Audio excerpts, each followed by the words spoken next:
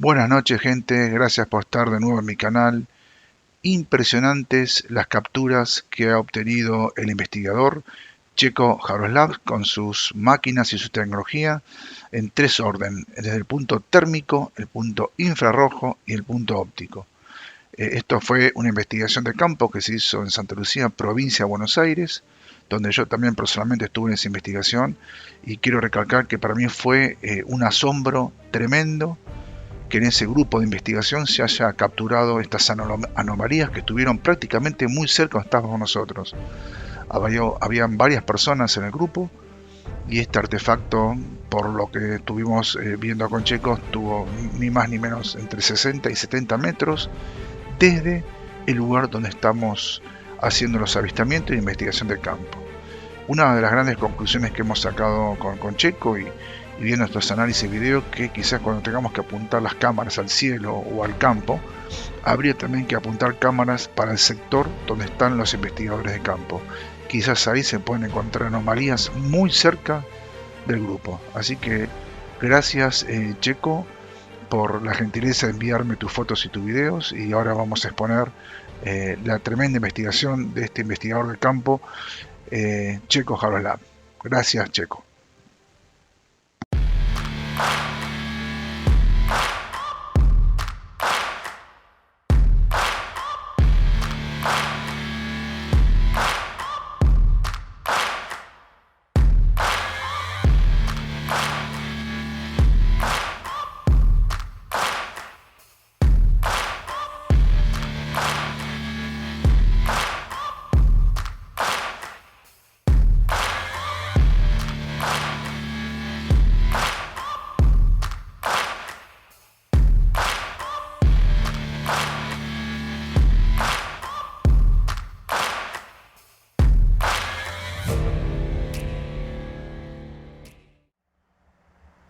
Esta investigación de campo que realizó Checo Jaroslav se va a dividir en dos etapas en el video. La primera etapa es un análisis magistral de cómo se debe hacer una investigación de campo. Un análisis analítico de una verdadera investigación profesional de campo. Y la segunda etapa es todos los elementos tecnológicos que utilizó Checo a la hora de capturar estas impresionantes imágenes que van a ver a continuación. Vemos los videos. Bueno, Pablo, lo que voy a describir es el proceso de investigación frente a un suceso, es decir, a un caso. Vamos a hacer una síntesis de las actividades que deberían realizarse desde el punto de vista de una investigación profesional del fenómeno. Trabajamos sobre una situación, es decir, un caso, a la cual definimos como una combinación relacionada de circunstancias en un momento dado, que surgen interrogantes, el qué hacer, cómo, cuándo, dónde. La forma de asegurar la calidad de la información es someterla a un proceso lógico de evaluación sumado a un cuadro general y deducción de nueva información en base a esta, es decir, que estamos frente a un proceso dinámico que se retroalimenta en forma permanente. Este es el proceso de inteligencia, por ende, inteligencia es información valorizada. Con respecto a la información, podemos obtenerla, acopiarla, seleccionarla y clasificarla. Con respecto a la obtención, vamos a encontrar desarrollo de catálogos, índices básicos de requerimientos, planes de obtención, planes de búsqueda, operaciones simples, operaciones complejas, operaciones abiertas, operaciones encubiertas, operaciones por la fuerza y sin el uso de ella. Fuente de información. Es el ambiente, actividad, persona o elemento tecnológico donde el medio, siguiendo un método, extrae la información. Prioritaria la evaluación y el análisis de nuestra fuente de información. Podríamos decir que es el núcleo de nuestro caso. Más adelante vamos a ver los filtros que debe pasar la misma para considerarse confiable.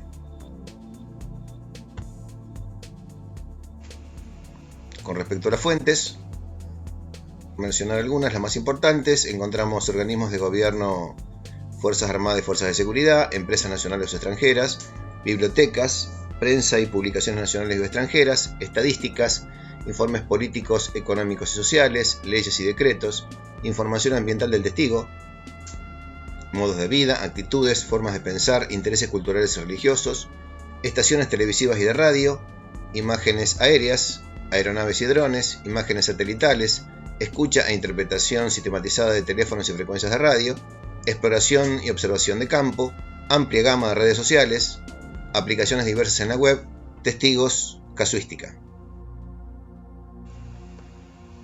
Con respecto a los tipos de fuentes de información, encontramos la primaria, donde nace la información, no posee formación alguna, es decir, escuchamos a Pedro que nos cuenta su relato en primera persona. La fuente sucesiva es aquella que repite sin garantía de autenticidad una información de otra fuente, ambas fuentes sucesivas más deformación de la información. Pedro nos cuenta lo que vio Juan. Y fuente secundaria es aquella que, además de obtener, la procesa y la elabora, al menos parcialmente, a la información, obviamente. Por ejemplo, los sensores de distinto tipo. Puede existir una deformación que se produce por defectos de precisión, programación del mismo equipo, adiestramiento del operador y o condiciones ambientales. El ejemplo de esto es esta imagen de un objeto triangular que fue tomada con una cámara infrarroja desde una nave americana. Creo que vos, Pablo, inclusive hiciste un programa con respecto a eso, que inclusive hasta las estrellas se veían triangulares, obviamente por un defecto en el lente del equipo, que dicho sea de paso era de bastante poca calidad. Medio de información. Es el agente humano o ingenio técnico sistematizado por el hombre que obtiene la información para la investigación con alto grado de confiabilidad.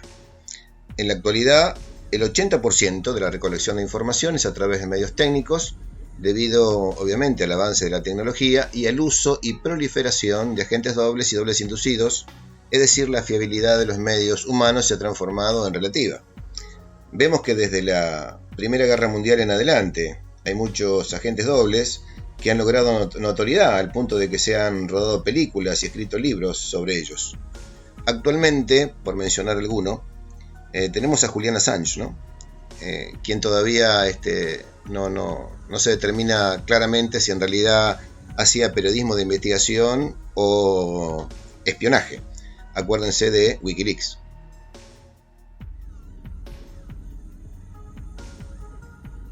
Ahora vamos a ver un tema que es crucial en todo este proceso, que justamente vamos a hablar del proceso de elaboración de inteligencia.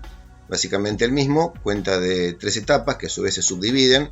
La primera de ellas, el acopio, donde encontramos la clasificación para distribución y la compilación.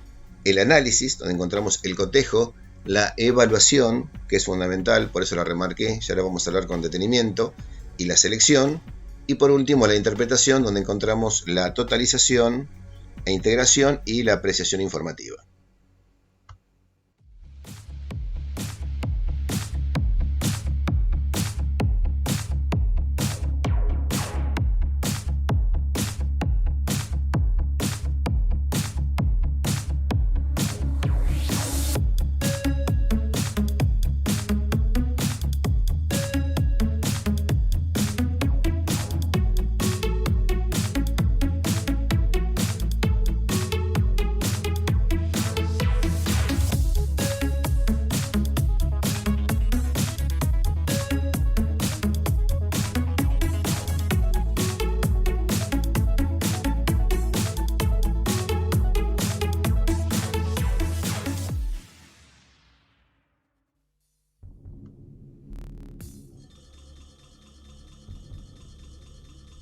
Con respecto a esto que vamos a analizar o evaluar, vamos a trabajar sobre 2 cuestiones básicas, que son por un lado la fuente y por otro lado la información. Acuérdense de eso, fuente e información. Con respecto a la fuente, tenemos que analizar la autenticidad, es decir, tenemos que ver si la fuente es real. Aquí volvemos a aquello que vimos hasta hace un ratito, sobre las fuentes primarias, secundarias y sucesivas. La integridad, donde analizamos la lealtad, la motivación, esto lo vamos a ver ahora en detalles con respecto a la motivación y la objetividad. Y por último, la competencia, ¿no? Evitar esta regla de transferencia. ¿Esto qué quiere decir? Un piloto puede ser excelente en su trabajo, ¿no? En su expertise, pero no por eso tiene que tener conocimientos de astronomía. Aquí aplica aquello de que el hecho de no implica que.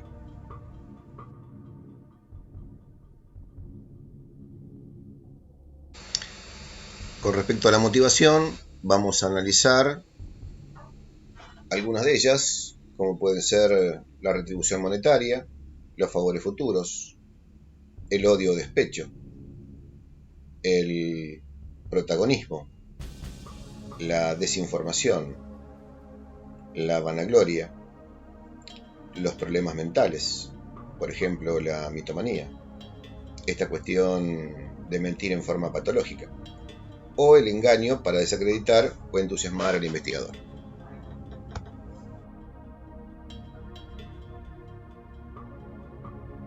La información propiamente dicha, aquí tenemos que analizar su exactitud y certeza. Aquí vamos a analizar la confirmación, es decir, debe estar confirmada por distintas fuentes, en general por fuentes primarias, ¿sí? Con respecto a la información vamos a analizar también su coherencia, es decir, si es posible y lógica. Vemos que dentro del fenómeno hay muchas cuestiones que son muy bizarras, ¿no? Eso también es importante que analicemos si en realidad es posible toda esta cuestión que a veces nos relatan. Y también el tema de la compatibilidad, ¿no? Si hay congruencia con el cuadro general. Quien nos está relatando un hecho no puede comentar que bajó un transatlántico en nuestra pampa húmeda, por ejemplo.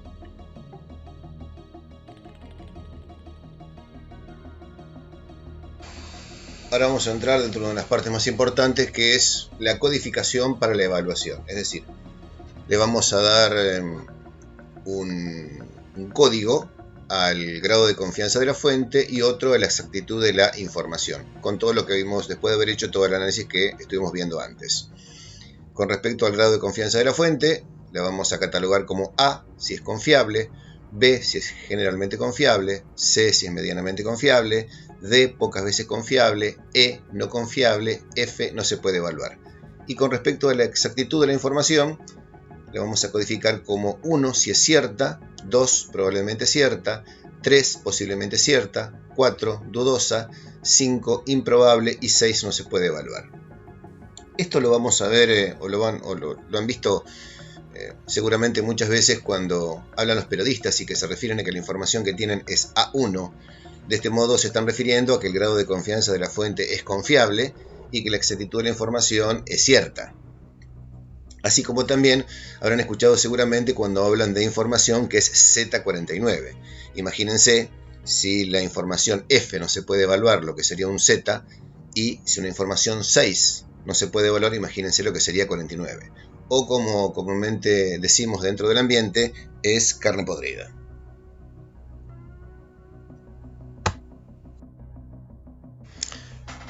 Antecedentes. Ya en el 1800 a.C., el rey Samshi-Adad de la antigua Mesopotamia, lo que sería hoy por hoy Siria, se lo denomina como el agente de inteligencia más antiguo registrado, puesto que en su ciudad se encontraron tablas de arcilla provenientes de diversos reinos enemigos con información sobre los mismos. En el año 1400 a.C., en el Antiguo Testamento, en el libro de los Números, hay requerimientos que hace el propio Moisés en forma de pregunta a los 12 príncipes israelitas sobre sus reinados. En el 500 a.C., Sun Tzu, en su famoso libro El arte de la guerra, en su artículo 13, lo dedica especialmente a los agentes secretos, expresando que un ejército sin agentes secretos es como un hombre sin ojos y sin oídos.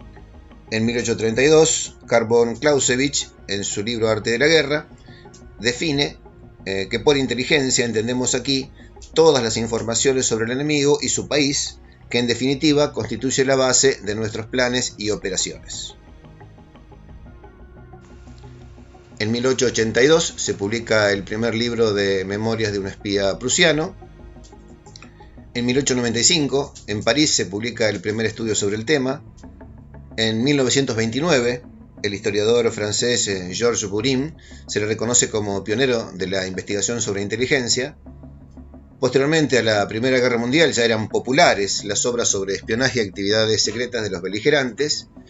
Y en el 1949, esto es muy importante, el doctor en historia Sherman Kent, en su libro Inteligencia Estratégica, hace una evaluación justamente de la inteligencia estratégica americana.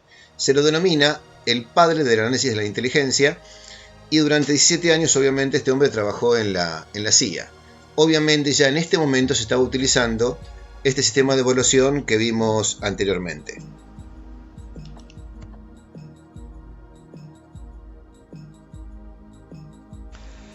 En el proyecto Libro Azul, ya en la década del 60, el astrónomo Joseph Allen Hynek incorpora a su trabajo el test de extrañeza-credibilidad, que en realidad, como veremos, era una copia adaptada al fenómeno del proceso de codificación para la evaluación de las informaciones que ya se utilizaba en los ámbitos de inteligencia. En este caso, evaluaba la extrañeza, es decir, la información, analizando sonido, luz, forma, velocidad, evoluciones, tipo de visualización, cantidad, condición ambiental, luces secundarias, efectos secundarios.